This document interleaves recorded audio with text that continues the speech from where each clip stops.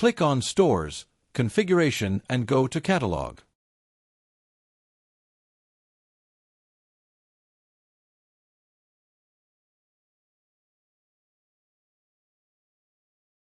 Choose Category Permissions.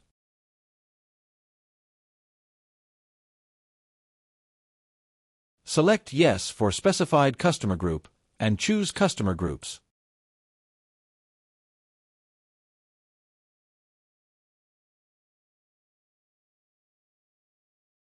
Click Save Config.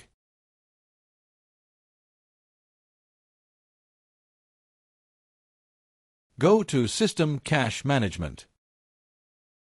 Click Flush Magento Cache. Go to Catalog Categories.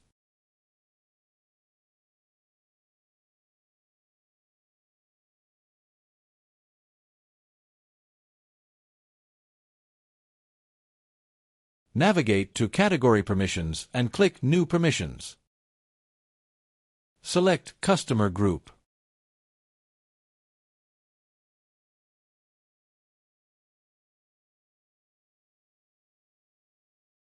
Click Save.